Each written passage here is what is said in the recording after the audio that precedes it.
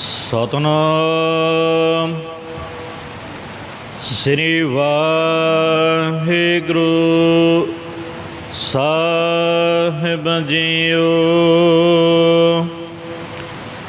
ਤਿਲੰਗਾ ਮਹੱਲਾ ਨਵਾ।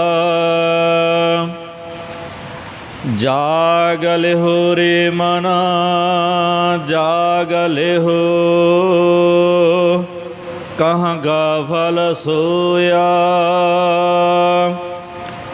ਜੋ ਤਨ ਉਪਜਿਆ ਸੰਗਹਿ, ਸੋ ਭੇ ਸੰਗਾ ਨਾ ਹੋਇਆ। ਜਾਗ ਲਿਹੋ ਰੇ ਮਨਾ ਜਾਗ ਲਿਹੋ। ਵਾਹਿਗੁਰੂ ਜੀ ਕਾ ਖਾਲਸਾ ਵਾਹਿਗੁਰੂ ਜੀ ਕੀ ਫਤਿਹ। ਕੋਟ ਬ੍ਰਹਮੰਡਾਂ ਦੇ ਮਾਲਕ ਜੁਗੋ ਜੁਗ ਅਟਲ ਸ਼ਬਦਾ ਅਵਤਾਰ, ਦਸਾਂ ਪਾਤਸ਼ਾਹੀਆਂ ਦੀ ਆਤਮਕ ਜੋਤ ਧੰਨ ਧੰਨ ਸਤਿਗੁਰੂ ਸ੍ਰੀ ਗੁਰੂ ਗ੍ਰੰਥ ਸਾਹਿਬ ਸੱਚੇ ਪਾਤਸ਼ਾਹ ਜੀ ਮਹਾਰਾਜ ਜੀ ਦੀ ਪਾਵਨ ਪਵਿੱਤਰ ਹਜ਼ੂਰੀ ਦੇ ਵਿੱਚ ਜੁੜ ਮਿਲ ਬੈਠੀ ਗੁਰੂ ਰੂਪ ਗੁਰੂ ਖਾਲਸਾ ਸਤ ਸੰਗਤ ਜੀਓ। ਆਓ ਬੜੇ ਪਿਆਰ ਯਾਰ ਸਤਿਕਾਰ ਦੇ ਨਾਲ ਅੰਮ੍ਰਿਤ ਬਾਣੀ ਹਰ ਹਰ ਤੇਰੀ, ਸੁਣ ਸੁਣ ਹੋਵੇ ਪਰਮਗਤ ਮੇਰੀ। ਜਲਨ ਬੁਝੀ ਸੀਤਲ ਹੋਏ ਮਨੁਆ, ਸਤਿਗੁਰ ਕਾ ਦਰਸ਼ਨ ਪਾਏ ਜੀਓ। ਸਤਿਗੁਰਾਂ ਦੀ ਪਵਿੱਤਰ ਅੰਮ੍ਰਿਤ ਬਾਣੀ ਦੀ ਕਥਾ ਵਿਚਾਰ ਵਿਆਖਿਆ, ਸੋ ਸਰਵਣ ਕਰਕੇ ਲਾਹ ਪ੍ਰਾਪਤ ਕਰੋ ਜੀ। ਇੱਕ ਵਾਰ ਉਚਾਰਨ ਕਰੋ ਸਤਨਾਮ ਸ੍ਰੀ ਵਾਹਿਗੁਰੂ ਜੀ। ਸਤਿਨਾਮ ਸ੍ਰੀ ਵਾਹਿਗੁਰੂ। ਤਿੰਨ ਪ੍ਰਕਾਰ ਪਹੁੰਚ ਗਈ ਹੈ। ਕਿੰਨਾ ਵੱਡਾ ਦਿਨ ਚੜ੍ਹ ਗਿਆ, ਤੂੰ ਅਜੇ ਵੀ ਸੁੱਤਾ ਪਿਆ ਹੈ। ਉੱਠ ਵੀਰ ਮੇਰਿਆ, ਉੱਠ ਖਲੋ, ਅੰਮ੍ਰਿਤ ਵੇਲੇ ਉੱਠ। ਉੱਠ ਜਾਗ ਕੁਰਾੜੇ ਮਾਰ ਨਹੀਂ, ਤੂੰ ਇਸ ਜਹਾਨੋਂ ਜਾਵੇਂਗੀ, ਮੁੜ ਕਦਮ ਨਾ ਇੱਥੇ ਪਾਵੇਂਗੀ। ਹੈ ਮੇਰੀ ਜਿੰਦੇ, ਮੁੜ ਕੇ ਤੂੰ ਇਸ ਸੰਸਾਰ ਦੇ ਵਿੱਚ ਕਦਮ ਤੱਕ ਨਹੀਂ ਬਹੁਣਾ। ਇਸ ਜਹਾਨ ਤੋਂ ਕੂਚ ਕਰ ਜਾਵੇਂਗੇ। ਅੰਮ੍ਰਿਤ ਵੇਲੇ ਉੱਠ ਕੇ ਬੈਠ ਤੇ ਬੈਠ ਕੇ ਵਾਹਿਗੁਰੂ ਜੀ ਦਾ ਭਜਨ ਕਰਿਆ ਕਰ। ਜਦ ਸਾਨੂੰ ਕੋਈ ਸੁੱਤੇ ਪਏ ਨੂੰ ਉਠਾਵੇ, ਸੱਚੀ ਗੱਲ ਹੈ, ਮੈਨੂੰ ਤਾਂ ਬੜਾ ਗੁੱਸਾ ਆਉਂਦਾ, ਤੁਹਾਨੂੰ ਵੀ ਆਉਂਦਾ ਹੋਊਗਾ ਵੀ ਮੈਂ ਸੁੱਤਾ ਪਿਆ ਹਾਂ, ਇਹ ਮੈਨੂੰ ਉਠਾਈ ਜਾ ਰਿਹਾ। ਕਈ ਵਾਰ ਤਾਂ ਇੰਨੀ ਗਾੜੀ ਨੀਂਦ ਵਿੱਚ ਬੰਦਾ ਸੁੱਤਾ ਹੁੰਦਾ, ਉਹਨੂੰ ਪਤਾ ਹੀ ਨਹੀਂ ਕਿ ਮੈਂ ਕਿਤੇ ਜਾਣਾ ਵੀ ਹੈ, ਕੋਈ ਡਿਊਟੀ ਹੈ, ਕੋਈ ਸੇਵਾ ਹੈ। ਗੁੱਸੇ ਵਿੱਚ ਬਹੁਤ ਜ਼ਿਆਦਾ ਤੰਗ ਹੁੰਦਾ ਹੈ ਕਿ ਮੈਨੂੰ ਕਿਸੇ ਨੇ ਉਠਾਇਆ ਕਿਉਂ ਹੈ। ਕਬੀਰ ਸਾਹਿਬ ਜੀ ਕਥਨ ਕਰਦੇ ਨੇ, ਕਹਿੰਦੇ ਹੇ ਭਾਈ, ਹੁਣ ਤਾਂ ਤੂੰ ਗੁੱਸਾ ਕਰਦਾ ਹੈ ਜਦ ਤੈਨੂੰ ਕੋਈ ਉਠਾਉਂਦਾ ਹੈ, ਪਰ ਇੱਕ ਦਿਨ ਐਸਾ ਆਵੇਗਾ ਤੈਨੂੰ ਕੋਈ ਨਹੀਂ ਉਠਾਏਗਾ ਤੇ ਤੂੰ ਗੋਡੇ ਪਸਾਰ ਕੇ ਲੰਮਾ ਪੈ ਕੇ ਲੱਤਾਂ ਨਿਸਣੀਆਂ ਕਰਕੇ ਸੁੱਤਾ ਰਹੀਂ, ਜੁਗਾਂ ਤੀਕ ਸੁੱਤਾ ਰਹੀਂ, ਤੈਨੂੰ ਕੋਈ ਉਠਾਏਗਾ ਨਹੀਂ। ਜਿਉਂਦੇ ਬੰਦੇ ਨੂੰ ਹੀ ਸਾਰੀਆਂ ਸਿੱਖਿਆਵਾਂ ਨੇ ਧੰਨ ਗੁਰੂ ਗ੍ਰੰਥ ਸਾਹਿਬ ਦੀ ਬਾਣੀ ਵਿੱਚ। ਜਿਉਂਦੇ ਬੰਦੇ ਨੂੰ ਕੋਈ ਸੁੱਤੇ ਨੂੰ ਉਠਾਉਂਦਾ ਹੈ ਕਿ ਉੱਠ ਭਾਈ ਫਲਾਣਾ ਕੰਮ ਕਰ। ਜਿਹੜਾ ਬੰਦਾ ਚੜ੍ਹਾਈ ਕਰ ਗਿਆ ਉਹਨੂੰ ਨਾ ਤਾਂ ਕੋਈ ਉਠਾਉਂਦਾ ਅਤੇ ਨਾ ਉਹਨੇ ਉੱਠਣਾ ਹੈ। ਇਸ ਲਈ ਕਬੀਰ ਜੀ ਕਹਿੰਦੇ ਨੇ, ਕਬੀਰ ਸੂਤਾ ਕਿਆ ਕਰੈ। ਸੁੱਤਾ ਪਿਆ ਕੀ ਕਰਦਾ ਭਾਈ? ਉੱਠ ਕੇ ਨਾ ਜਪੈ ਮੁਰਾਰ, ਗੱਜ ਕੇ ਆਖੋ ਸਤਨਾਮ ਸ੍ਰੀ ਵਾਹਿਗੁਰੂ। ਮੁਰਾਰੀ ਦਾ ਉੱਠ ਕੇ ਭਜਨ ਕਿਉਂ ਨਹੀਂ ਕਰਦਾ? ਇੱਕ ਦਿਨ ਸੋਵਣ ਹੋਏ ਗੋ ਲਾਂਬੇ ਗੋੜ ਪਸਾਰ। ਲੰਬੀਆਂ ਲੱਤਾਂ ਗੋਡੇ ਪਸਾਰ ਕੇ ਇੱਕ ਦਿਨ ਤੂੰ ਕਬਰ ਦੇ ਵਿੱਚ ਸੌਂ ਲਈ, ਰੱਜ ਕੇ ਸੌਂ ਲਈ, ਸਦੀਆਂ ਤੱਕ ਸੌਂ ਲਈ, ਮੁੜ ਕੇ ਨਹੀਂ ਕਿਸੇ ਠਾਉਣਾ। ਕਬੀਰ ਸੁਤਾ ਕਿਆ ਕਰੈ, ਜਾਗ ਰੋਏ ਪੈ ਦੁੱਖ। ਸੁਤਾ ਪਿਆ ਕੀ ਕਰਦਾ ਭਾਈ?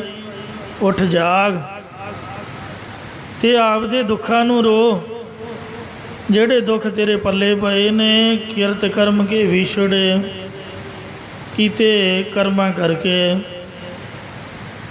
ਪ੍ਰਭੂ ਤੋਂ ਵਿਛੜੇ ਹੋਏ ਹਾਂ, ਜਾਂ ਜਿਹੜੇ ਜੰਮਣ ਮਰਨ ਦੇ ਦੁੱਖ ਅੱਗੇ ਗਾਂਹ ਪੈਣਗੇ, ਉਹਨਾਂ ਨੂੰ ਉੱਠ ਕੇ ਰੋ।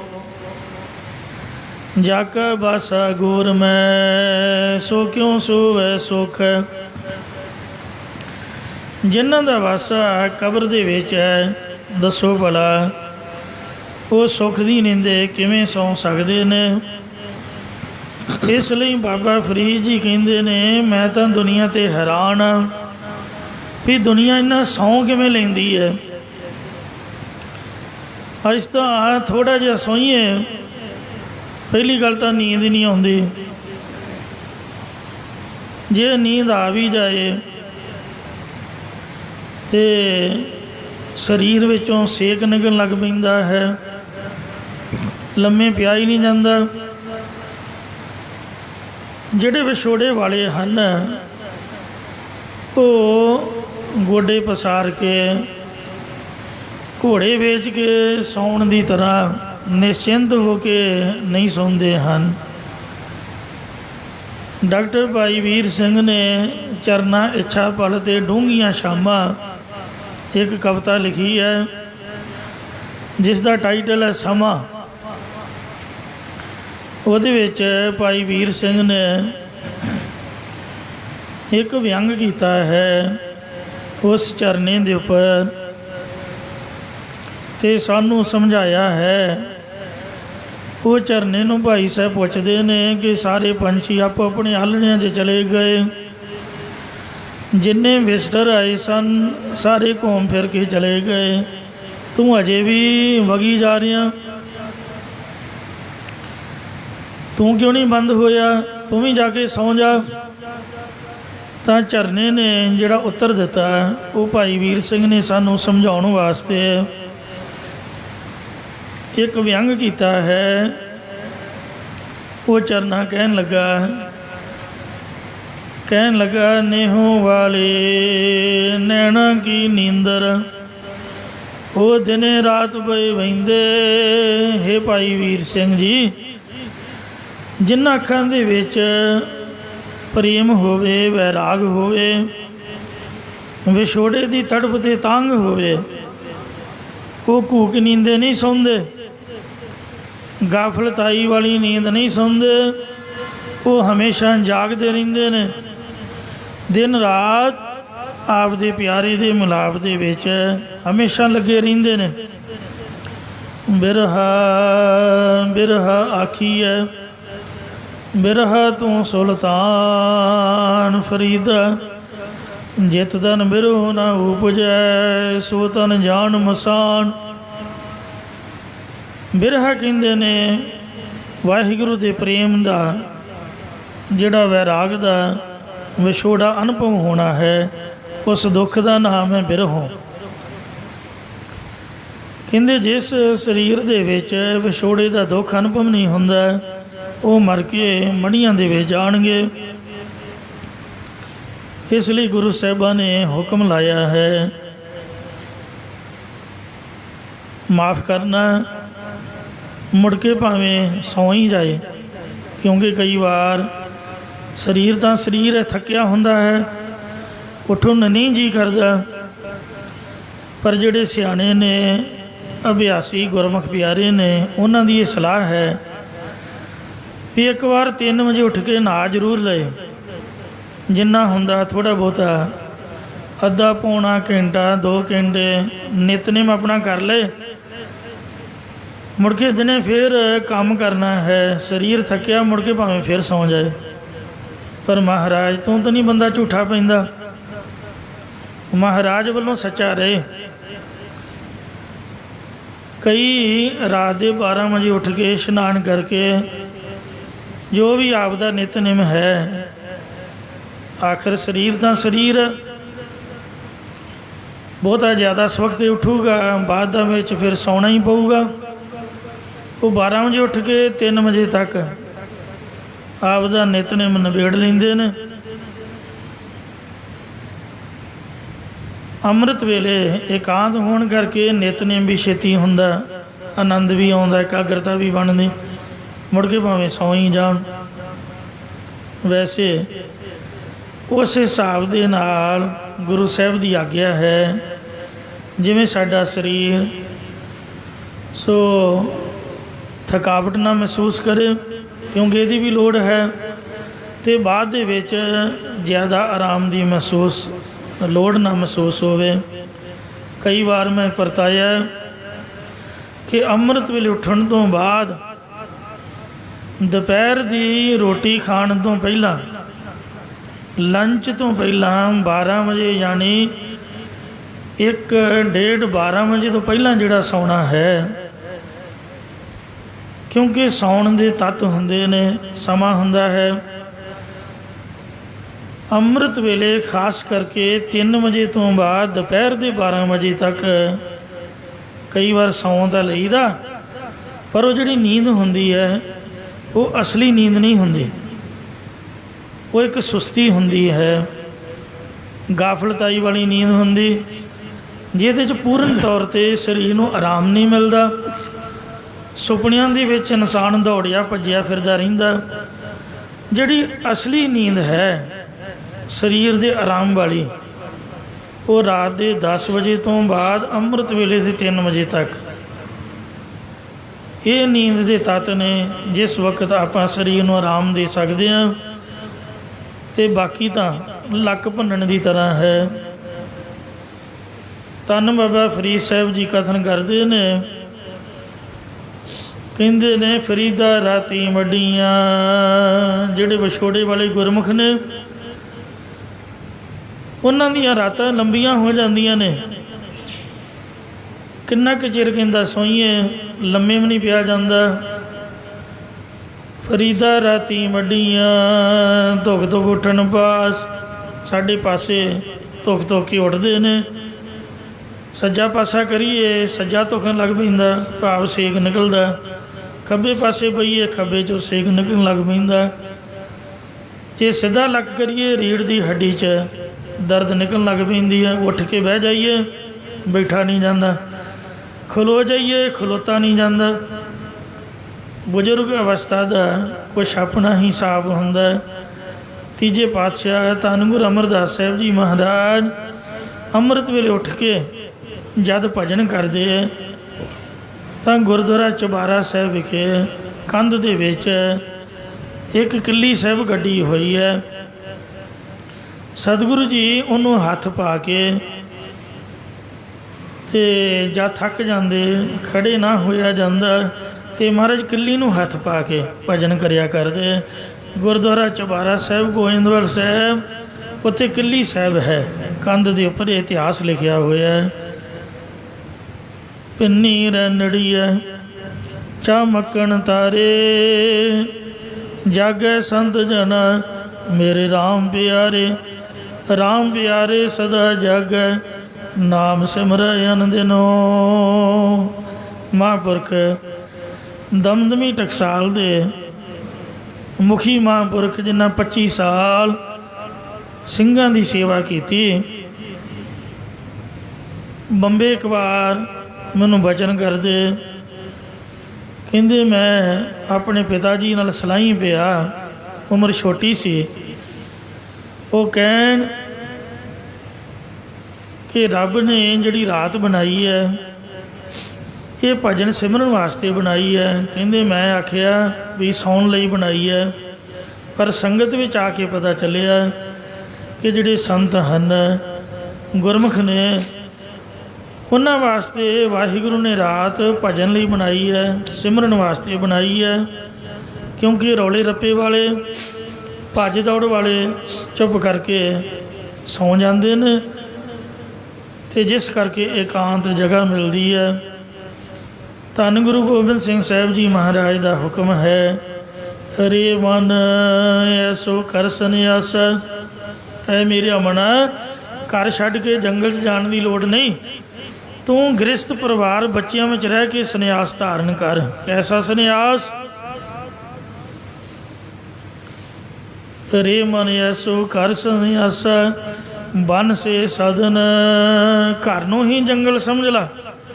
ਜਿਹੜਾ ਅੰਮ੍ਰਿਤ ਵੇਲੇ ਉੱਠ ਕੇ ਭਜਨ ਕਰਨਾ ਇਹ ਜੰਗਲ ਦੀ ਤਰ੍ਹਾਂ ਹੈ, ਇਕਾਂਤ ਹੈ। ਬਨ ਸੇ ਸਦਨ ਸਭੈ ਕਰ ਸਮਝੋ ਮਨ ਹੀ ਮਾਹੀ ਉਦਾਸ। ਘੰਟਾ 2 ਘੰਟੇ 2.5 ਘੰਟੇ ਜੇ ਬੰਦਾ ਚੌਂਕੜਾ ਮਾਰ ਕੇ ਅੰਮ੍ਰਿਤ ਵੇਲੇ ਭਜਨ ਕਰ ਲਏ ਤਾਂ ਸਾਰੀ ਦਿਹਾੜੀ ਮਨ ਟਿਕਿਆ ਰਹੂਗਾ। ਇੱਕ ਸ੍ਰੀ ਸੁਖਮਨੀ ਸਾਹਿਬ ਜੀ ਦਾ ਇੱਕ ਪਾਠ ਹੀ ਕਰ ਲਏ, ਉਹਦੇ ਨਾਲ ਹੀ ਪਾਤਸ਼ਾਹ ਕਹਿੰਦੇ 24,000 ਸਵਾਸ ਸਫਲ ਹੁੰਦੇ ਨੇ। ਇਸ ਲਈ ਸ੍ਰੀ ਗੁਰੂ ਤੇਗ ਬਹਾਦਰ ਮਹਾਰਾਜ ਫਰਮਾਨ ਕਰ ਰਹੇ ਹਨ, ਇਹ ਗੁਰਮੁਖ ਪਿਆਰਿਆ ਜਾਗਲ ਹੋ ਰੇ ਮਨਾ ਜਾਗਲ ਹੋ। ਇਹ ਮੇਰਾ ਮਨ ਪਰਮੇਸ਼ਰ ਦੇ ਸਿਮਰਨ ਭਜਨ ਵਿੱਚ ਉੱਠ ਲੈਣਾ ਕਰ, ਭਾਵ ਪਰਮੇਸ਼ਰ ਦੇ ਸਿਮਰਨ ਕਰਨ ਵਿੱਚ ਤਤਪਰ ਹੋ। ਇਸੇ ਪ੍ਰਕਾਰ ਜਾਗਲ ਹੋ ਰੇ ਮਨ ਜਾਗਲ ਹੋ। ਬ੍ਰਹਮ ਗਿਆਨ ਦੀ ਜਾਗਰਤ ਅਵਸਥਾ ਪ੍ਰਾਪਤ ਕਰਕੇ ਅਵਿਦਿਆ ਦੀ ਨੀਂਦ ਵਿੱਚੋਂ ਜਾਗ ਲੈਣਾ ਕਰ। ਇਸੇ ਪ੍ਰਕਾਰ ਜਾਗਲ ਹੋ ਰੇ ਮਨ ਜਾਗਲ ਹੋ। ਜਿਨ੍ਹਾਂ ਮਹਾਤਮਾ ਜਨਾਂ ਨੇ ਵੇਦਾਂ ਸ਼ਾਸਤਰਾਂ ਦੇ ਸਿਧਾਂਤ ਨੂੰ ਜਾਣ ਕੇ ਨਾਮ ਗਿਆਨ ਦੀ ਜਾਗਰਤ ਅਵਸਥਾ ਵਿੱਚ ਜਾਗਣਾ ਕਰ ਲਿਆ, ਤਿਨਾਂ ਦੀ ਸੰਗਤ ਦੁਆਰਾ ਤੂੰ ਵੀ ਜਾਗ ਲੈਣਾ ਕਰ। ਹੇ ਮਨਾ ਕਹਾਂ ਗਾਫਲ ਸੋਇਆ। 84 ਲੱਖ ਜੂਨਾਂ ਦੇ ਵਿੱਚੋਂ ਜਿਹੜੇ ਪਸ਼ੂ ਪੰਛੀ ਨੇ ਇਹਨਾਂ ਨੂੰ ਸੁੱਤੇ ਪਿਆ ਮੰਨਿਆ ਹੈ। ਜਿਵੇਂ ਸੁੱਤਾ ਪਿਆ ਬੰਦਾ ਸੁਪਨਾ ਲੈਂਦਾ ਹੈ, ਇਉਂ ਪਸ਼ੂ ਪੰਛੀਆਂ ਦੀ ਸੁਪਨ ਅਵਸਥਾ ਮੰਨੀ ਹੈ। ਜਿਵੇਂ ਇੱਕ ਵਾਰ ਗਾਢੀ ਨੀਂਦ ਸੌਂ ਜਾਂਦਾ ਜਿਹਦੇ ਸੁਪਨਾ ਵੀ ਨਹੀਂ ਆਉਂਦਾ। ਜਿਹੜੇ ਪੱਥਰ ਨੇ ਸਾਧ ਸੰਗਤ ਜੀਓ, ਆ ਜਿਹੜੇ ਦਰਖਤ ਹਨ, ਦਰਖਤਾਂ ਦੀ ਸੁਖੋਪਤ ਅਵਸਥਾ ਹੈ, ਅਤੇ ਜਿਹੜੇ ਪੱਥਰ ਨੇ ਉਹਨਾਂ ਦੀ ਘਨ ਸੁਖੋਪਤ ਅਵਸਥਾ ਹੈ। ਇਉਂ ਸਭ ਜੂਨਾਂ ਸੁੱਤੀਆਂ ਹਨ। ਇਹਨਾਂ ਦੇ ਵਿੱਚੋਂ ਇੱਕ ਮਨੁੱਖਾ ਜਨਮ ਨੂੰ ਜਾਗਦੇ ਦਿਮਾਗ ਵਾਲਾ ਮੰਨਿਆ। ਇਸ ਦੁਆਰਾ ਤੂੰ ਵੇਦਾਂ ਸ਼ਾਸਤਰਾਂ ਦੇ ਸਿਧਾਂਤ ਨੂੰ ਜਾਣ ਕੇ ਗਿਆਨ ਅਵਸਥਾ ਵਿੱਚ ਜਾਗ ਲੈਣਾ ਕਰ, ਜਾਗ ਲੈਣਾ ਕਰ। ਐਵੇਂ ਵਿਅਰਥ ਕਾਹਦੇ ਵਾਸਤੇ ਬੇਖਬਰ ਪਰਮਾਦੀ ਹੋ ਕੇ ਅਵਿਦਿਆ ਦੀ ਨੀਂਦ ਵਿੱਚ ਸੁੱਤਾ ਪਿਆ ਹੈ। ਕਿਉਂਕਿ ਜੋ ਤਨ ਉਪਜਿਆ ਸੰਗਹੀ। ਜਿਹੜਾ ਪੰਜਾਂ ਤੱਤਾਂ ਵਾਲਾ ਤਨ ਸਰੀਰ ਹੈ, ਮਾਤਾ ਦੇ ਗਰਭ ਦੇ ਵਿੱਚੋਂ ਤੇਰੇ ਨਾਲ ਹੀ ਪੈਦਾ ਹੋਇਆ ਹੈ। ਸੋ ਪੀ ਸੰਗ ਨਾ ਹੋਇਆ। ਪਰ ਉਹ ਵੀ ਅੰਤ ਵੇਲੇ ਤੇਰੇ ਨਾਲ ਨਹੀਂ ਹੋਵੇਗਾ। ਜਾਂ ਸਰੀਰ ਅੰਤ ਨੂੰ ਕਿਸੇ ਦਾ ਵੀ ਸਾਥੀ ਨਹੀਂ ਹੋਇਆ, ਭਾਵ ਸਭ ਇੱਥੇ ਹੀ ਛੱਡ ਕੇ ਤੁਰ ਜਾਂਦੇ ਹਨ। ਰਹਾਉ ਵਿਸ਼ਰਾਮ ਦੇ ਕਰ ਫਰਮਾਨ ਕਰਦੇ ਨੇ। ਮਾਤ ਪਿਤਾ ਸੁਤ ਬੰਦ ਜਨ। ਜੋ ਸਕੀ ਮਾਂ ਹੈ, ਸਕਾ ਪਿਓ ਹੈ, ਸਕਾ ਪੁੱਤਰ ਹੈ, ਸਕੇ ਸੋਦਰੇ ਸਾਕ ਸੰਬੰਧੀ ਅਤੇ ਜਨ ਪਿਆਰੇ ਮਿੱਤਰ ਸੱਜਣ ਹਨ, ਜਾਂ ਜਨ ਨਾਮ ਹੈ ਇਸਤਰੀ ਦਾ। ਫਾਰਸੀ ਦੇ ਵਿੱਚ ਹਿਤ ਜਾਂ ਸਿਉ ਕੀਨਾ, ਜਿਨ੍ਹਾਂ ਦੇ ਨਾਲ ਤੂੰ ਸਾਰੀ ਜ਼ਿੰਦਗੀ ਮੋਹ ਕਰਦਾ ਰਿਹਾ ਹੈ, ਪ੍ਰੇਮ ਕਰਦਾ ਰਿਹਾ ਹੈ। ਜਿਉ ਛੁਟਿਓ ਜਬ ਦੇਹ ਤੇ, ਜਾਂ ਤੇਰੀ ਦੇਹੀ ਤੋਂ ਤੇਰਾ ਜੀਵ ਆਤਮਾ ਭਾਵ ਸੂਖਮ ਸਰੀਰ ਛੁੱਟ ਕੇ ਵੱਖਰਾ ਹੋ ਗਿਆ, ਭਾਵ ਦੇਹੀ ਦਾ ਅੰਤ ਹੋ ਗਿਆ ਤਾਂ ਡਾਰ ਅਗਨ ਮੈਂ ਦੀਨਾ। ਇਹਨਾਂ ਪ੍ਰੇਮ ਕਰਨ ਵਾਲਿਆਂ ਨੇ ਹਿੰਦੂ ਸਿੱਖ ਆਦਿਕ ਰੀਤੀ ਅਨੁਸਾਰ ਅੱਗ ਦੇ ਵਿੱਚ ਸੁੱਟ ਦੇਣਾ ਹੈ। ਅਸੀਂ ਤਾਂ ਸੰਸਕਾਰ ਕਰਦੇ ਹਾਂ ਅਤੇ ਕਈ ਮੁਸਲਮਾਨ ਦਫਨਾਉਂਦੇ ਨੇ, ਈਸਾਈ ਵੀ ਆਪ ਦੀ ਰੀਤੀ ਮੁਤਾਬਕ ਦਫਨਾਉਂਦੇ ਨੇ, ਪਰ ਈਸਾਈ ਹੁਣ ਸਾਡੇ ਵਾਂਗ ਸੰਸਕਾਰ ਕਰਨ ਲੱਗ ਪਏ ਨੇ, ਕਿਉਂਕਿ ਜਗ੍ਹਾ ਦੀ ਪ੍ਰੋਬਲਮ ਹੈ। ਤੇ ਇਸ ਵਾਸਤੇ ਭਾਵੇਂ ਜਿਸ ਤਰ੍ਹਾਂ ਮਰਜ਼ੀ ਕਰੋ, ਪੈਣਾ ਤਾਂ ਅੱਗ 'ਚ ਹੀ ਪਊਗਾ। ਸਤਿਗੁਰੂ ਨਾਨਕ ਦੇਵ ਮਹਾਰਾਜ ਜੀ ਨੇ ਕਬਰ 'ਚ ਦਫਨਾਉਣ ਵਾਲਿਆਂ ਬਾਰੇ ਲਿਖਿਆ, ਮਹੱਲਾ ਪਹਿਲਾ। ਮਿੱਟੀ ਮੁਸਲਮਾਨ ਕੀ ਪੀੜੈ ਪਈ ਘੁਮਿਆਰ, ਜਲ ਜਲ ਰੋਵੈ ਬਪੜੀ, ਝੜ ਝੜ ਪਵੇ ਅੰਗਿਆਰ। ਜਿਹੜੀ ਵਿਚਾਰੀ ਕਬਰਾਂ ਦੀ ਮਿੱਟੀ ਹੈ, ਉਹ ਘੁਮਿਆਰ ਆਵੇ ਤੇ ਚਾੜ ਕੇ ਜਦ ਭਾਂਡੇ ਬਣਾਉਂਦਾ, ਫਿਰ ਅੱਗ ਦੇ ਵਿੱਚ ਰੱਖ ਕੇ ਉਹਨਾਂ ਨੂੰ ਪਕਾਉਂਦਾ, ਉਹ ਸੂੰ ਸੂੰ ਕਰਦੀ ਹੈ, ਸਮਝ ਲਓ ਜਲਦੀ ਹੋਈ ਪੁਕਾਰਾਂ ਕਰਦੀ ਹੈ। ਇੰਝ ਸੋ ਸਭਨਾਂ ਨੇ ਅੱਗ ਦੇ ਵਿੱਚ ਸੁੱਟ ਦੇਣਾ ਹੈ, ਸੜਨਾ ਹੀ ਪੈਣਾ ਹੈ। ਜੀਵਤ ਲਓ ਵਿਵਹਾਰ ਹੈ, ਜਿਉਂਦਿਆਂ ਤੱਕ ਇਹ ਸਾਰਿਆਂ ਦਾ ਕਾਰ ਵਿਹਾਰ ਹੈ। ਜਿੰਨਾ ਚਿਰ ਬੰਦੇ ਵਿੱਚ ਸਾਹ ਪ੍ਰਾਣ ਨੇ ਜਿਉਂਦਾ ਹੈ, ਉਹਨਾਂ ਚਿਰ ਤੱਕ ਇਹ ਵਿਹਾਰ ਹਨ।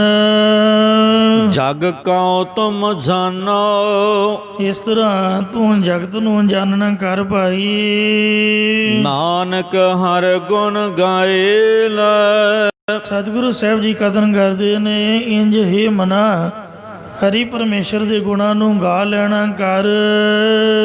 ਸਭ ਸੁਫਨ ਸਮਾਨੋ, ਇਹੀ ਲੋਕ ਪਰਲੋਕ ਵਿੱਚ ਸਹਾਇਕ ਨੇ, ਬਾਕੀ ਸਾਰਾ ਦ੍ਰਿਸ਼ਟਮਾਨ ਹੈ ਸਗਲ ਮਥੇਨਾ। ਇਹ ਸੁਪਨੇ ਦੇ ਸਦਰਥ ਝੂਠਾ ਹੈ। ਜਗ ਜੀਵਨ ਐਸਾ ਸੁਪਨੇ ਜੈਸਾ, ਜੀਵਨ ਸੁਪਨ ਸਮਾਨੰ। ਜਗ ਦਾ ਜੀਵਨ ਸੁਪਨੇ ਦੀ ਤਰ੍ਹਾਂ ਹੈ। ਤਿਲੰਗ ਮਹਲਾ ਨਾਵਾ, ਜਗ ਰਚਨਾ ਸਭ ਝੂਠ ਹੈ, ਜਾਨ ਲਿਹੋ ਰੇ ਮੀਤ। ਕਹਿ ਨਾਨਕ ਥਿਰ ਨਾ ਰਹਿ, ਜਿਉ ਬਾਲੂ ਕੀ ਭੀਤ। ਕਈ ਉਦਾਹਰਨਾਂ ਦੇ ਕੇ ਸਤਿਗੁਰੂ ਜੀ ਨੇ ਸਾਨੂੰ ਸਮਝਾਉਣ ਦੀ ਕੋਸ਼ਿਸ਼ ਕੀਤੀ ਹੈ। ਤਿਲੰਗ ਰਾਗ ਵਿੱਚ ਨਾਵੇਂ ਪਾਤਸ਼ਾਹ ਬਖਸ਼ਿਸ਼ਾਂ ਕਰਦੇ ਨੇ। ਹਰ ਜਸ ਰੇ ਮਨ ਗਾਏ ਲੈ, ਇਹ ਮੇਰੀਆ ਮਨਾ ਤੂੰ ਹਰੀ ਪਰਮੇਸ਼ਰ ਦਾ ਕੀਰਤਨ ਗਾ ਲੈ।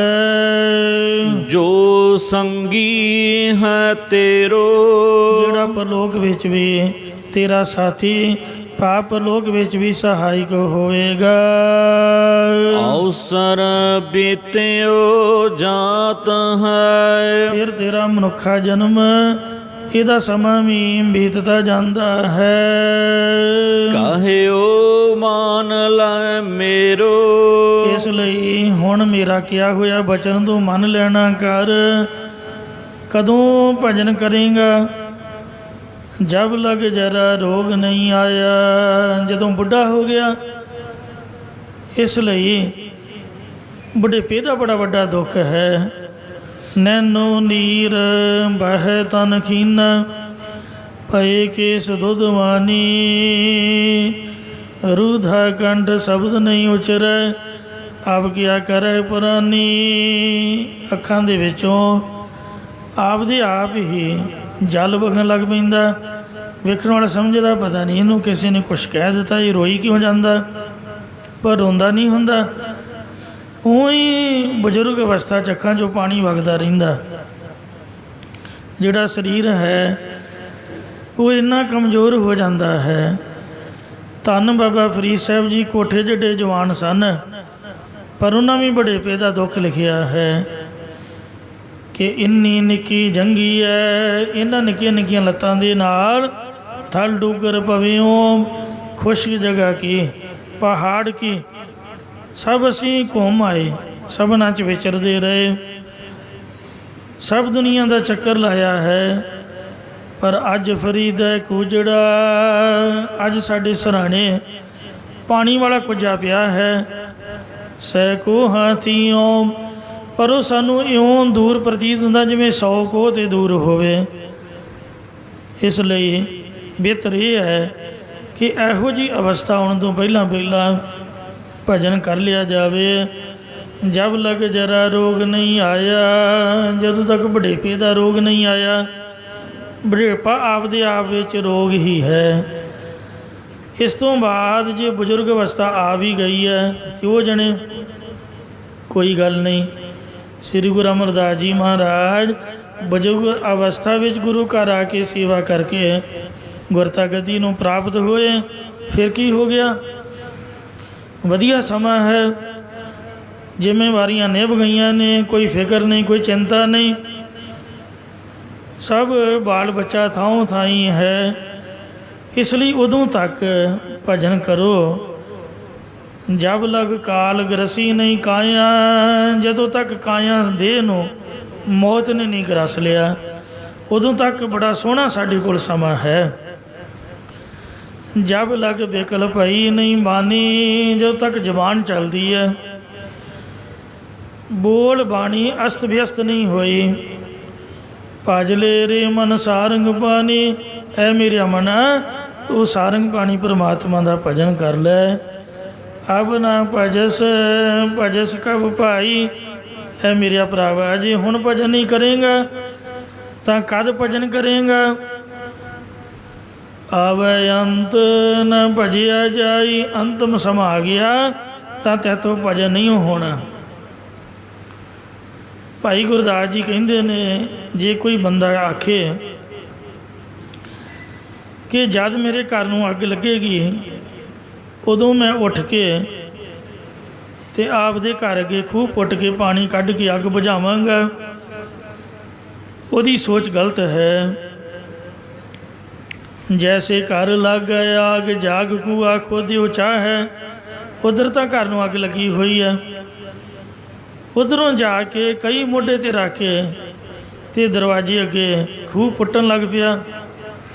ਕਿਸੇ ਨੇ ਆਖਿਆ ਮੂਰਖਾ, ਤੇਰੇ ਘਰ ਨੂੰ ਅੱਗ ਲੱਗੀ ਹੋਈ ਹੈ ਤੇ ਤੂੰ ਆਹ ਕੀ ਕਰ ਰਿਹਾ? ਕਹਿੰਦਾ ਜਾ ਜਾ ਆਪਣਾ ਕੰਮ ਕਰ, ਅੱਗ ਹੀ ਤਾਂ ਬੁਝਾਉਣ ਦਾ ਯਤਨ ਕਰ ਰਿਹਾ। ਇਹ ਕਿਵੇਂ? ਮੈਂ ਖੂਹ ਪੁੱਟ ਰਿਹਾ ਹਾਂ, ਖੂਹ ਪੁੱਟਾਂਗਾ ਪਾਣੀ ਨਿਕਲੇਗਾ ਫਿਰ ਮੈਂ ਅੱਗ ਬੁਝਾਊਂਗਾ। ਓਹੋ, ਇਹ ਤਾਂ ਕੰਮ ਪਹਿਲਾਂ ਕਰਨਾ ਚਾਹੀਦਾ ਸੀ।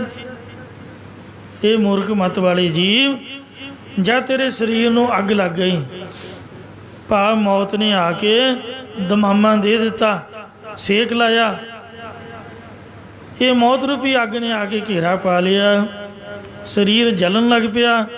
ਜੇ ਕੋਈ ਉਦੋਂ ਕਹੇ ਕਿ ਠਹਿਰ ਜਾਓ ਭਾਈ, ਮੈਂ ਜਾ ਕੇ ਗੁਰਦੁਆਰੇ ਪ੍ਰਸ਼ਾਦ ਚੜ੍ਹਾਵਾਂ ਅਤੇ ਅਰਦਾਸ ਕਰਾਵਾਂ, ਮੈਂ ਜਾ ਕੇ ਮੱਥਾ ਟੇਕਾਵਾਂ, ਸੰਗਤ ਦੇ 2 ਭਾਂਡੇ ਮਾਂਜਾਵਾਂ, ਕੁਝ ਮੈਂ ਭਜਨ ਸਿਮਰਨ ਕਰ ਲਵਾਂ, ਭਜਨ ਸਿਮਰਨ ਕਰਨ ਨੂੰ ਪਾਣੀ ਕੱਢ ਲਵਾਂ, ਤਾਂ ਐਸਾ ਨਹੀਂ ਹੋ ਸਕਦਾ। ਉਹ ਅਗਲੇ ਜਿਹੜੇ ਲੈਣ ਆਏ ਨੇ ਉਹ ਕਹਿੰਦੇ ਚੱਲ ਭਾਈ ਚਲੋ, ਸਿਤਾਬਦੀ ਮਾਂ ਨੂੰ ਬੁਲਾਇਆ, ਛੇਤੀ ਚੱਲ, ਤੈਨੂੰ ਰੱਬ ਨੇ ਧਰਮ ਰਾਜੇ ਦੀ ਕਚਹਿਰੀ ਵਿੱਚ ਬੁਲਾਇਆ ਹੋਇਆ ਹੈ। ਕਰੋ ਅਰਦਾਸ ਗਾਮ ਕਿਛ ਬਾਕੀ, ਲਿਓ ਨਵੇਰ ਆਜ ਕੀ ਰਾਤੀ, ਕਿਛ ਵੀ ਖਰਚ ਤੁਮਾਰਾ ਸਾਰੋਂ, ਸੁਬਹ ਨਵਾਜ ਸਰਾਏ ਗੁਜ਼ਾਰੋ। ਇਹ ਹੱਥ ਜੋੜਤਾ, ਮਿੰਨਤਾਂ ਕਰਦਾ, ਤਰਲੇ ਕਰਦਾ ਵੀ ਇੱਕ ਰਾਤ ਮੈਨੂੰ ਰਹਿਣ ਦਿਓ, ਮੈਂ ਆਪਣਾ ਪਿੰਡ ਵਾਲਾ ਹਿਸਾਬ ਕਿਤਾਬ ਨਿਬੇੜ ਕੇ ਅਤੇ ਅੰਮ੍ਰਿਤ ਵੇਲੇ ਮਸੀਤੇ ਜਾ ਕੇ ਨਮਾਜ਼ ਪੜ੍ਹਾਊਂਗਾ। ਕਹਿੰਦੇ ਨਹੀਂ ਬਈ, ਸਾਡੇ ਕੋਲ ਤਾਂ 1 ਸਕਿੰਟ ਨਹੀਂ ਹੈ, ਦਿਨ ਚੜ੍ਹਨ ਤੱਕ ਤਾਂ ਅਸੀਂ ਤੈਨੂੰ ਬੈਤਰਨੀ ਨਦੀ ਤੋਂ ਵੀ ਪਾਰ ਲੈ ਜਾਵਾਂਗੇ। ਕਿੰਨਾ ਸਫ਼ਰ ਤੈਅ ਕਰ ਲਵਾਂਗੇ। ਸਫ਼ਰ ਕੋਈ ਘੱਟ ਨਹੀਂ, ਬੜਾ ਲੰਬਾ ਸਫ਼ਰ ਹੈ। ਹੁਣੇ ਚੱਲ, ਆਪਣੇ ਕੋਲ ਟਾਈਮ ਨਹੀਂ ਹੈ। ਚੱਲ ਦਰਹਾਲ ਦੀਵਾਨ ਬੁਲਾਇਆ, ਛੇਤੀ ਚੱਲ, ਹੁਣੇ ਚੱਲ, ਤੈਨੂੰ ਰੱਬ ਨੇ ਕਚਹਿਰੀ 'ਚ ਬੁਲਾਇਆ ਹੋਇਆ। ਹਰ ਫੁਰਮਾਨ ਦਰਗੇ ਕਾ ਆਇਆ, ਮਹਾਰਾਜ ਦੀ ਦਰਗਾਹ ਦਾ ਹੁਕਮ ਆ ਗਿਆ ਹੈ। ਇਸ ਤੋਂ ਬਾਅਦ ਇਹ ਪੰਕਤੀਆਂ ਨੇ, ਕਰੋ ਅਰਦਾਸ ਗਾਮ ਕਿਛ ਬਾਕੀ ਲਿਓ ਨਵੇ ਰਾਜ ਕੀ ਰਾਤੀ, ਕਿਛ ਵੀ ਖਰਚ ਤੁਮਾਰਾ ਸਾਰੋਂ। ਜਿਹੜਾ ਪੈਸਾ ਮੇਰਾ ਲੈਣ ਦੇਣ ਵਾਲਾ ਹੈ ਉਹਦੇ ਵਿੱਚੋਂ ਮੈਂ ਤੁਹਾਨੂੰ ਵੀ ਕੋਈ ਤਿਲ ਫੁੱਲ ਚਾਹ ਪਾਣੀ ਕਰ ਦਿਆਂਗਾ। ਸੁਭਾਅ ਹੈ ਨਾ ਬੰਦੇ ਦਾ, ਕੋਈ ਮੰਨੇ ਨਾ ਤੇ ਉਹਨੂੰ ਪੈਸੇ ਦੇ ਕੇ, ਰਿਸ਼ਵਤ ਦੇ ਕੇ ਮਨਾ ਲਈਦਾ, ਪਰ ਉਹ ਨਹੀਂ ਲੈਂਦੇ ਰਿਸ਼ਵਤ। ਕਹਿੰਦੇ ਤੁਹਾਡਾ ਵੀ ਖਰਚਾ ਮੈਂ ਸਾਰ ਦਿਉਂ, ਕਹਿੰਦੇ ਨਹੀਂ ਸਾਨੂੰ ਨਹੀਂ ਚਾਹੀਦਾ ਪੈਸਾ, ਤੂੰ ਚੱਲ ਇੱਥੋਂ, ਤੇਰੇ ਵੀ ਕਿਸੇ ਕੰਮ ਨਹੀਂ, ਸਾਡੇ ਵੀ ਕਿਸੇ ਕੰਮ ਨਹੀਂ। ਤੋ ਇਸ ਲਈ ਅਬ ਨਾ ਭਜਸ ਭਜਸ ਕਬ ਭਾਈ, ਆਵੈ ਅੰਤ ਨਾ ਭਜਿਆ ਜਾਈ। ਐ ਮੇਰੇ ਮਨਾਂ ਜਦ ਅੰਤਮ ਸਮਾ ਗਿਆ ਤਾਂ ਇੱਥੋਂ ਭਜਨ ਨਹੀਂ ਹੋਣਾ। ਬਿਨ ਭਜਨ ਭਜਨ ਭਜਨ ਅਹਿਲਾ ਜਨਮ ਗਈ।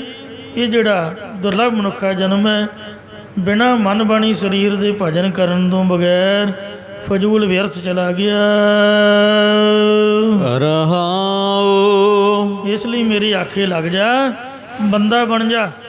ਤੇਰਾ ਸਮਾਂ ਬਤੀਤ ਹੁੰਦਾ ਜਾ ਰਿਹਾ ਈ, ਉਹ ਭਜਨ ਕਿਉਂ ਨਹੀਂ ਕਰਦਾ? ਵਿਸ਼ਰਾਮ ਦੇ ਕੇ ਫਰਮਾਉਂਦੇ ਨੇ, ਸੰਪਤ ਰਥ ਤਨ ਰਾਜ ਸਿਓ। ਘਰ-ਬਾਰ, ਪੈਲੀ ਬੰਨਾ, ਟਰੈਕਟਰ ਟਰਾਲੀਆਂ, ਸੰਦ, ਗੱਡੀਆਂ ਮੋਟਰਾਂ, ਇਹ ਸਭ ਵਿਭੂਤੀ ਵਿੱਚ, ਜ਼ਮੀਨ ਜਾਇਦਾਦ ਸਭ ਸੰਪਤ ਵਿੱਚ ਆਉਂਦੀਆਂ ਨੇ। ਰਥ ਜੋ ਅਸਵਾਰੀਆਂ ਨੇ, ਅਤੇ ਧਨ ਦੌਲਤ ਰਾਜ ਭਾਗ ਦੇ ਨਾਲ।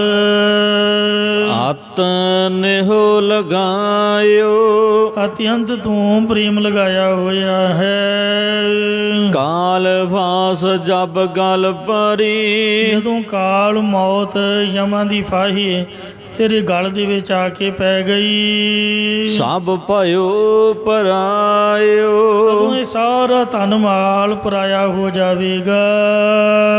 ਜਾਨ ਬੂਝ ਕੈ ਬਾਬਰੇ, ਵੇਖੋ ਤਾਜ ਮਹਿਲ ਉਸੇ ਤਰ੍ਹਾਂ ਹੀ ਪਿਆ ਹੈ, ਬਣਾਉਣ ਵਾਲੇ ਮਰ ਮੁਰ ਗਏ। ਜਿਹਦੀ ਯਾਦ 'ਚ ਬਣਾਇਆ ਤੇ ਉਹ ਤਾਂ ਪਹਿਲਾਂ ਹੀ ਮਰੀ ਸੀ। ਮੁਮਤਾਜ ਮਹਿਲ ਬਣਾਉਣ ਵਾਲਾ ਵੀ ਮਰ ਗਿਆ। ਆਹ ਵੇਖ ਲਓ ਗਵਾਲੀਅਰ ਦਾ ਕਿਲ੍ਹਾ, ਜਿੰਨਾ ਬਣਾਇਆ ਉਹ ਵੀ ਮਰ ਮੁਰ ਗਏ। ਆਹ ਲਾਲ ਕਿਲ੍ਹਾ, ਕਈਆਂ ਨੇ ਵੇਖੋ ਇੱਥੇ ਰਾਜ ਕੀਤਾ। ਗੁਰੂ ਤੇਗ ਬਹਾਦਰ ਮਹਾਰਾਜ ਦੇ ਪਾਵਨ ਸੀਸ, ਇਹਨਾਂ ਨੂੰ ਤੁਹਾਡੇ ਨਾਲੋਂ ਜੁਦਾ ਕਰਨ ਦਾ ਹੁਕਮ ਸੁਣਾਇਆ, ਅਤੇ ਉੱਥੇ ਉੱਲੂ ਅਤੇ ਕਾਂ ਕਬੂਤਰ ਬੋਲਦੇ ਨੇ, ਕੋਈ ਉੱਥੇ ਜਾਂਦਾ ਨਹੀਂ। ਅਤੇ ਜਿੱਥੇ ਚਾਂਦਨੀ ਚੌਂਕ ਉੱਥੇ ਚਾਨਣੀ ਹੈ, ਰਾਤ ਵੀ ਚਾਨਣੀ ਚਾਨਣ। ਚੌਂਕ ਦੇ ਐਨ ਵਿਚਕਾਰ ਸ਼ਹੀਦ ਸਿੱਖਾਂ ਦਾ ਸਮਾਰਕ ਹੈ।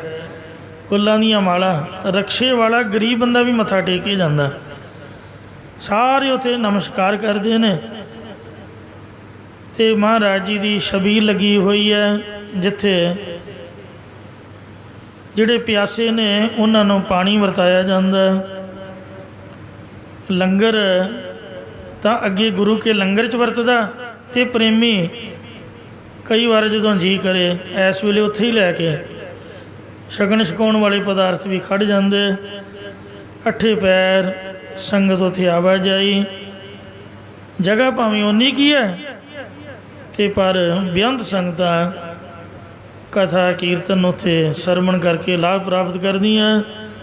ਸੋ ਇਸ ਵਾਸਤੇ ਮਹਾਰਾਜ ਕਹਿੰਦੇ, ਹੇ ਕਮਲਿਆ ਤੂੰ ਵੇਖਿਆ ਨਹੀਂ ਹੈ, ਜੋ ਕੁਛ ਵੀ ਜਿਹੜੇ ਪੁਰਾਣੇ ਹੋ ਚੁੱਕੇ ਨੇ ਉਹ ਸਭ ਕੁਝ ਇੱਥੇ ਛੱਡ ਕੇ ਤੁਰ ਗਏ, ਅਤੇ ਤੂੰ ਨਾਲ ਕੀ ਲੈ ਕੇ ਜਾਵੇਂਗਾ? ਸਭ ਕੁਛ ਹੀ ਪਰਾਇਆ ਹੈ। ਕਾਲ ਜਾਨ ਬੋਝ ਕੈ ਬਾਵਰੇ, ਇਸ ਲਈ ਕਮਲਿਆ ਚੱਲਿਆ ਮਨਾ, ਹੇ ਪੁਰਸ਼ਾ ਤੂੰ ਜਾਣ ਬੁੱਝ ਕੇ ਜਾਂ ਵੇਦਾਂ ਸ਼ਾਸਤਰਾਂ ਦੁਆਰਾ ਪਰਮੇਸ਼ਰ ਦੇ ਗਿਆਨ ਨੂੰ ਸਮਝ ਕੇ ਵੀ ਤੈ ਕਾਜ ਬਿਗਾਰਿਓ। ਇਹ ਸਭ ਪਦਾਰਥ ਮਿਥਿਆ ਨੇ, ਫਿਰ ਵੀ ਤੂੰ ਆਪ ਦਾ ਮੁਕਤੀ ਰੂਪੀ ਕੰਮ ਵਿਗਾੜ ਲਿਆ ਹੈ। ਪਾਪ ਕਰਤਾ ਸੁਕੁਚਿਓ ਨਹੀਂ। ਮੰਦ ਕਰਮ ਕਰਦਾ, ਪਾਪ ਕਰਮ ਕਰਨ ਲੱਗਾ, ਤੂੰ ਸੁਖਚਿਓ ਨਹੀਂ, ਕਦੇ ਵੀ ਸੰਕੋਚ ਨਹੀਂ ਕੀਤਾ। ਨਹਿ ਗਰਭ ਨਿਵਾਰਿਓ। ਅਤੇ ਨਾ ਹੀ ਆਪਣੇ ਧਨ ਪਦਾਰਥ ਗੁਣਾ ਆਦਿਕ ਦਾ ਤੂੰ ਹੰਕਾਰ ਨਿਵਰਤ ਕੀਤਾ ਹੈ। ਜਿਹ ਬਿਦ ਗੁਰੇ ਉਪਦੇਸਿਆ। ਇਹ ਭਾਈ, ਜਿਸ ਤਰੀਕੇ ਨਾਲ ਸਾਡੇ ਗੁਰੂ ਸ੍ਰੀ ਗੁਰੂ ਨਾਨਕ ਦੇਵ ਜੀ, ਸ੍ਰੀ ਗੁਰੂ ਹਰਗੋਬਿੰਦ ਸਾਹਿਬ ਨੇ ਸਾਨੂੰ ਉਪਦੇਸ਼ ਕੀਤਾ ਹੈ, ਉਪਦੇਸ਼ ਬਖਸ਼ਿਆ ਹੈ, ਸੋ ਸੁਨ ਰੇ ਪਾਈ। ਮੇਰੇ ਭਰਾਵਾ, ਉਹ ਤੂੰ ਵੀ ਸੁਣ ਲੈਣਾ ਕਰ। ਨਾਨਕ ਕਹਿਤ ਪੁਕਾਰ ਕੈ। ਸਤਿਗੁਰੂ ਨਾਵੇਂ ਪਾਤਸ਼ਾਹ ਸ੍ਰੀ ਗੁਰੂ ਤੇਗ ਬਹਾਦਰ ਸਾਹਿਬ ਫਰਮਾਉਂਦੇ ਨੇ ਕਿ ਅਸੀਂ ਉੱਚੀ ਬੁਲੰਦ ਆਵਾਜ਼ ਦੇ ਵਿੱਚ ਢੰਡੋਰਾ ਦੇ ਕੇ ਕਹਿੰਦੇ ਹਾਂ, ਗਾਹੋ ਪ੍ਰਭ ਸਰਨਾਈ। ਗੁਰਮੁਖਾ, ਜੇਕਰ ਤੂੰ ਮੁਕਤ ਹੋਣਾ ਹੈ ਤਾਂ ਪਰਮੇਸ਼ਰ ਦੀ ਓਟ ਗ੍ਰਹਿਣ ਕਰ, ਮਹਾਰਾਜ ਦੀ ਸ਼ਰਨ ਦੇ ਵਿੱਚ ਆ ਜਾ। ਤਿਲੰਗ ਬਾਣੀ ਭਗਤਾਂ ਕੀ ਕਬੀਰ ਜੀ। ਤਿਲੰਗ ਰਾਗ ਦੇ ਅੰਦਰ ਧੰਨ ਸ੍ਰੀ ਗੁਰੂ ਅਰਜਨ ਦੇਵ ਸਾਹਿਬ ਜੀ ਮਹਾਰਾਜ ਭਗਤਾਂ ਦੀ ਉਚਾਰਨ ਕੀਤੀ ਹੋਈ ਗੁਰਬਾਣੀ ਲਿਖਵਾ ਰਹੇ ਹਨ। ਤੇ ਸਭ ਤੋਂ ਪਹਿਲਾਂ ਇੱਕ ਓੰਕਾਰ ਭਗਤ ਕਬੀਰ ਸਾਹਿਬ ਜੀ ਤਿੰਨਾਂ ਦੀ ਬਾਣੀ ਲਿਖਵਾ ਰਹੇ ਹਨ। ਬਾਣੀ ਲਿਖਾਉਣ ਤੋਂ ਪਹਿਲਾਂ ਗੁਰੂ ਮਹਾਰਾਜ ਸਾਹਿਬ ਸੱਚੇ ਪਾਤਸ਼ਾਹ ਗੁਰਮਤਿ ਅਨੁਸਾਰ ਬੀਜ ਮੰਤਰ ਉਚਾਰਨ ਕਰਕੇ ਤੇ ਵਾਹਿਗੁਰੂ ਅਕਾਲ ਪੁਰਖ ਪਰਮਾਤਮਾ ਦਾ ਮੰਗਲ ਕਰਦੇ ਨੇ ਕਿ ਉਹ ਜੋ ਪਰਮਾਤਮਾ ਵਾਹਿਗੁਰੂ ਹੈ ਉਹ ਇੱਕ ਹੈ, ਓੰਕਾਰ ਸਰਬ ਦਾ ਪ੍ਰਕਾਸ਼ਕ ਹੈ। ਤੇ ਐਸਾ ਜੋ ਇੱਕ ਓੰਕਾਰ ਵਾਹਿਗੁਰੂ ਹੈ, ਸਤਿਗੁਰ ਪ੍ਰਸਾਦ। ਜੇ ਉਹਦੀ ਪ੍ਰਾਪਤੀ ਕਰਨੀ ਹੋਵੇ ਤਾਂ ਸਤਿਗੁਰੂ ਦੀ ਸ਼ਰਨ ਵਿੱਚ ਆਉਣਾ ਪੈਂਦਾ ਹੈ। ਜਿਹੜਾ ਸਤ ਸਰੂਪ ਹੈ, ਗੁਰ ਚੇਤਨ ਹੈ ਤੇ ਪ੍ਰਸਾਦ ਆਨੰਦ ਸਰੂਪ ਹੈ। ਐਸਾ ਜਿਹੜਾ ਵਾਹਿਗੁਰੂ ਅਕਾਲ ਪੁਰਖ ਪਰਮਾਤਮਾ ਹੈ, ਇਹ ਗੁਰਮੁਖਾ ਉਸ ਦੀ ਸ਼ਰਨ ਦੇ ਵਿੱਚ ਆਉਣਾ ਕਰ। ਤੇ ਜਿਹੜੇ ਗੁਰੂ ਜੀ ਮਹਾਰਾਜ ਹਨ ਉਹ ਤੈਨੂੰ ਮਿਲਾਉਣ ਨੂੰ ਸਮਰੱਥ ਨੇ। ਸਤਿਗੁਰ ਪ੍ਰਸਾਦ, ਸਤਿਗੁਰੂ ਦੀ ਕਿਰਪਾ ਦੇ ਨਾਲ ਤੂੰ ਉਸ ਵਾਹਿਗੁਰੂ ਅਕਾਲ ਪੁਰਖ ਦੇ ਨਾਲ ਮਿਲ ਸਕਦਾ ਹੈ। ਗੁਰੂ ਤੋਂ ਬਗੈਰ ਮਿਲਣਾ ਸੰਭਵ ਹੈ। ਮਹੱਲਾ ਪੰਜਵਾ। ਜੈਸਾ ਸਤਿਗੁਰ ਸੁਣੀਂਦਾ ਤੈਸੋ ਹੀ ਮੈਂ ਡੀਠ, ਵਿਛੜਿਆ ਮੇਲੇ ਪ੍ਰਭੂ ਹਰ ਦਰਗੇ ਕਾ ਬਸੀਠ। ਹਰ ਨਾਮੋ ਮੰਤਰ ਦ੍ਰਿੜਾਈਂਦਾ ਕੱਟੇ ਹੋ ਮੈਂ ਰੋਗ। ਨਾਨਕ ਸਤਿਗੁਰ ਤਿਨਾ ਮਿਲਾਇਆ ਜਿਨਾ ਧੁਰੇ ਪਿਆ ਸੰਜੋਗ। ਗੁਰੂ ਤੋਂ ਬਗੈਰ ਗਤ ਨਹੀਂ ਸਾਧ ਸੰਗਤ ਜੀਓ। ਜੱਟ ਦੀ ਸ਼ਾਹ ਤੋਂ ਬਿਨਾਂ ਪਤ ਨਹੀਂ ਤੇ ਸਿੱਖ ਦੀ ਗੁਰੂ ਤੋਂ ਬਿਨਾਂ ਗਤ ਨਹੀਂ। ਤੁਸੀਂ ਵੇਖੋ, ਇਹ ਜਿਹੜੀ ਬਾਣੀ ਹੈ ਭਗਤ ਕਬੀਰ ਸਾਹਿਬ ਜੀ ਦੀ ਹੈ। ਕਬੀਰ ਜੀ ਨੇ ਆਪਦੀ ਬਾਬਤ ਆਪਦੀ ਬਾਣੀ ਵਿੱਚ ਜ਼ਿਕਰ ਕੀਤਾ ਹੈ, ਪੂਰਬ ਜਨਮ ਹਮ ਤੁਮਰੇ ਸੇਵਕ, ਅਬ ਤੋਂ ਮਿਟਿਆ ਨਾ ਜਾਈ। ਤੇਰੇ ਦੁਆਰੇ ਤੁਨ ਸਹਿਜ ਕੀ, ਮਾਥੇ ਮੇਰੇ ਦਗਾਈ। ਪਹਿਲੇ ਜਨਮ ਦੇ ਵਿੱਚ ਭਗਤ ਕਬੀਰ ਜੀ, ਭਗਤ ਰਵਿਦਾਸ ਜੀ ਤੇ ਭਗਤ ਨਾਮਦੇਵ ਜੀ, ਇਹ ਤਿੰਨੇ ਹੀ ਰਾਮਾਨੰਦ ਜੀ ਦੇ ਸੇਵਕ ਸਨ ਅਤੇ ਬ੍ਰਹਮਚਾਰੀ ਸਨ। ਇੱਕ ਦਿਨ ਸੰਤੋਖੇ ਚਮਿਆਰ ਦੇ ਘਰੋਂ ਰਸਤ ਲਿਆ ਕੇ ਤੇ ਭਗਤ ਰਾਮਾਨੰਦ ਜੀ ਨੂੰ ਭੋਜਨ ਛਕਾਇਆ। ਉਹਨਾਂ ਦਾ ਹੁਕਮ ਸੀਗਾ ਕਿ ਇਹਨਾਂ ਘਰੋਂ ਰਸਤ ਪਾਣੀ ਨਹੀਂ ਲਿਆਉਣਾ। ਤਾਂ ਉਸ ਦਿਨ ਭਗਤ ਰਾਮਾਨੰਦ ਜੀ ਦਾ ਕਹਿੰਦੇ ਧਿਆਨ ਨਾ ਜੁੜਿਆ। ਜਦ ਧਿਆਨ ਲਾਉਣ ਤੇ ਖੱਲਾਂ ਹੀ ਖੱਲਾਂ ਦਿਸਣ। ਜਦ ਇਹਨਾਂ ਨੂੰ ਬੁਲਾ ਕੇ ਪੁੱਛਿਆ, ਦੱਸੋ ਓਏ ਆ ਕਿੱਥੋਂ ਆਟਾ ਉਟਾ ਮੰਗ ਕੇ ਲਿਆਂਦਾ? ਕਹਿਣ ਲੱਗੇ, ਜੀ ਅੱਜ ਬਹੁਤੀ ਬਾਰਿਸ਼ ਪੈ ਰਹੀ ਸੀ ਅਤੇ ਬਹੁਤੇ ਘਰਾਂ ਤੋਂ ਰਸਤ ਲਿਆਉਣ ਦੀ ਬਜਾਏ ਸੰਤੋਖੇ ਚਿਮਿਆਰ ਘਰੋਂ ਹੀ ਰਸਤ ਲਿਆ ਕੇ ਭੋਜਨ ਪਕਾਇਆ, ਕਿਉਂਕਿ ਉਹ ਤਰਲੇ ਬੜਾ ਮਾਰਦਾ ਸੀਗਾ। ਜਾਂ ਇਹ ਵੀ ਜ਼ਿਕਰ ਆਉਂਦਾ ਹੈ ਕਿ ਪੈਰ ਫਿਸਲਣ ਤੋਂ ਸਾਰਾ ਹੀ ਆਟਾ ਰੁੜ ਗਿਆ, ਆਪਣਾ ਡੁੱਲ ਗਿਆ, ਅਤੇ ਉਹ ਵਿਚਾਰਾ ਹਰ ਰੋਜ਼ ਇਹਨਾਂ ਨੂੰ ਬੇਨਤੀ ਕਰਦਾ ਸੀ, ਪਰ ਇਹ ਉਹਦੇ ਘਰ ਨਹੀਂ ਸੀ ਜਾਂਦੇ। ਅਤੇ ਉਹਨੇ ਵੇਖ ਲਿਆ, ਕਹਿੰਦੇ, ਗੁਰਮੁਖੋ, ਜੇ ਹੁਣ ਤੁਸੀਂ ਗਏ ਤਾਂ ਸਮਾਂ ਬੜਾ ਲੱਗ ਜਾਏਗਾ, ਮੇਰੀ ਬੇਨਤੀ ਹੈ। ਇਹਨਾਂ ਵੀ ਸੋਚਿਆ ਵੀ ਪ੍ਰਸ਼ਾਦੇ ਦਾ ਸਮਾਂ ਹੋਇਆ, ਇਸ ਲਈ ਭਗਤ ਰਾਮਾਨੰਦ ਜੀ ਤੋਂ ਚੋਰੀ, ਉਹਨਾਂ ਦੇ ਹੁਕਮ ਤੋਂ ਬਗੈਰ ਇਹਨਾਂ ਨੇ ਇਸ ਤਰ੍ਹਾਂ ਕੀਤਾ। ਜਦ ਭਗਤ ਰਾਮਾਨੰਦ ਨੂੰ ਪਤਾ ਲੱਗਾ ਤਾਂ ਉਹ ਕੱਟੜ ਹਿੰਦੂ ਸਨ, ਬ੍ਰਾਹਮਣ ਸੀਗੇ। ਉਹ ਤਾਂ ਨੀਵੀਂ ਜਾਤ ਵਾਲਿਆਂ ਦਾ ਪਰਛਾਵਾਂ ਨੇ ਵੀ ਨਹੀਂ ਸੀ ਪੈਣ ਦਿੰਦੇ। ਤਾਂ ਉਹਨਾਂ ਨੇ ਸ਼ਰਾਪ ਦਿੱਤਾ ਵੀ ਜਾਓ, ਤੁਸੀਂ ਨੀਵੀਆਂ ਜਾਤਾਂ ਦੇ ਵਿੱਚ ਜਾ ਕੇ ਜਨਮ ਲਵੋ, ਇਸ ਵਾਸਤੇ ਦੁਬਾਰਾ ਜਨਮ ਲੈ ਕੇ ਫਿਰ ਪਰਮੇਸ਼ਰ ਦੇ ਭਗਤ ਬਣੋ। ਤੋ ਇੰਜ ਧੰਨ ਭਗਤ ਕਬੀਰ ਸਾਹਿਬ ਜੀ ਕਹਿੰਦੇ ਨੇ ਵੀ ਆਪਾਂ ਤਾਂ ਪਿਛਲੇ ਜਨਮ ਦੇ ਹੀ ਤੁਰੇ ਆਉਂਦੇ ਆ। ਕਬੀਰ ਜੀ ਨੇ ਅੰਮ੍ਰਿਤ ਵੇਲੇ ਗੰਗਾ ਦੀਆਂ ਪੌੜੀਆਂ 'ਤੇ ਲੰਮੇ ਪੈ ਕੇ ਭਗਤ ਰਾਮਾਨੰਦ ਜੀ ਦੇ ਪਾਸੋਂ ਗੁਰ ਮੰਤਰ ਲਿਆ ਸੀ, ਕਿਉਂਕਿ ਉਦੋਂ ਕੋਈ ਵੀ ਨੀਵੀਂ ਜਾਤ ਵਾਲਾ ਇਹਨਾਂ ਦੇ ਪਾਸ ਨਹੀਂ ਸੀ ਜਾ ਸਕਦਾ। ਤੋ ਇਹਨਾਂ ਜੁਗਤੀ ਦੇ ਨਾਲ ਜੋ ਭਾਈ ਗੁਰਦਾਸ ਸਾਹਿਬ ਜੀ ਦਾ ਫਰਮਾਨ ਹੈ ਕਿ ਰਸਤੇ ਦੇ ਵਿੱਚ ਲੰਮੇ ਪੈ ਕੇ ਭਗਤ ਜੀ ਦੇ ਪਾਸੋਂ ਮੰਤਰ ਲਿਆ। ਕਹਿੰਦੇ, ਹੋਏ ਬਰਖਤ ਬਨਾਰਸੀ, ਰਹਿੰਦਾ ਰਾਮਾਨੰਦ ਗੋਸਾਈ, ਅੰਮ੍ਰਿਤ ਵੇਲੇ ਉੱਠ ਕੇ ਜਾਂਦਾ ਗੰਗਾ ਨਹਾਵਣ ਤਾਈ। ਵੈਰਾਗਮਨ ਹੋ ਕੇ ਭਗਤ ਰਾਮਾਨੰਦ ਜੀ, ਇਹਨਾਂ ਦਾ ਇੱਕ ਸ਼ਬਦ ਗੁਰਬਾਣੀ ਵਿੱਚ ਵੀ ਦਰਜ ਹੈ, ਕਤ ਜਾਈਐ ਰੇ ਘਰ ਲਾਗੋ ਰੰਗ, ਮੇਰਾ ਚਿੱਤ ਨਾ ਚੱਲੇ ਮਨ ਭਇਓ ਪੰਗ, ਤੇ ਇੱਕ ਦਿਵਸ ਮਨ ਭਈ ਉਮੰਗ। ਇਉਂ ਭਗਤ ਰਾਮਾਨੰਦ ਜੀ ਗੁਰਮੁਖ ਪਿਆਰੇ ਬਨਾਰਸ ਵਿੱਚ ਰਹਿੰਦੇ, ਅੰਮ੍ਰਿਤ ਵੇਲੇ ਉੱਠ ਕੇ ਗੰਗਾ ਨਹਾਉਣ 'ਤੇ ਤਾਂ ਹੀ ਜਾਂਦੇ। ਅੱਗੋਂ ਹੀ ਦੇ ਜਾਇ ਕੈ ਲੰਮਾ ਪਿਆ ਕਬੀਰ ਤਥਾਈ। ਪਹਿਲਾਂ ਹੀ ਜਾ ਕੇ ਕਬੀਰ ਸਾਹਿਬ ਜੀ ਰਾਹ 'ਚ ਲੰਮੇ ਪੈ ਗਏ, ਪੈਰੀ ਟੋਂਬੋ ਠਾਲਿਆ। ਜਦ ਭਗਤ ਜੀ ਨੂੰ ਠੇਡਾ ਲੱਗਾ, ਵੇਖਿਆ ਵੀ ਇਹ ਤਾਂ ਕੋਈ ਬੰਦਾ ਲੰਮੇ ਪਿਆ। ਬੋਲੋ ਰਾਮ ਸਿੱਖ ਸਮਝਾਈ, ਕਹਿੰਦੇ ਉੱਠ ਰਾਮ ਕੇ ਰਾਮ ਕਹੋ। ਇਹ ਉਪਦੇਸ਼ ਬਖਸ਼ਿਆ। ਜਿਉਂ ਲੋਹਾ ਪਾਰਸ ਛੋਹੇ, ਚੰਦਨ ਵਾਸ ਨਿਮ ਮਹਿਕਾਈ। ਜਿਵੇਂ ਲੋਹਾ ਪਾਰਸ ਨਾਲ ਛੋਹ ਕੇ ਸੋਨਾ ਬਣ ਜਾਂਦਾ, ਚੰਦਨ ਦੀ ਸੁਗੰਧੀ ਨਾਲ ਨਿੰਮ ਵੀ ਚੰਦਨ ਬਣ ਜਾਂਦੀ ਹੈ। ਪਸ਼ੂ ਪ੍ਰੇਤੋਂ ਦੇਵਕਾਰ, ਪੂਰੇ ਸਤਿਗੁਰੂ ਦੀ ਵਡਿਆਈ। ਇਉਂ ਪਸ਼ੂਆਂ ਪ੍ਰੇਤਾਂ ਤੋਂ ਦੇਵਤੇ ਬਣਾ ਦਿੰਦੇ, ਇਹ ਪੂਰੇ ਸਤਿਗੁਰਾਂ ਦੀ ਵਡਿਆਈ ਹੈ। ਸੋ ਪੂਰੇ ਗੁਰ ਕੀ ਦੇਖ ਵਡਾਈ, ਪਸ਼ੂ ਪ੍ਰੇਤ ਮੁਕਤ ਪਏ ਸਰੋਤੇ, ਹਰ ਨਾਮਾ ਮੁਖ ਗਾਈ।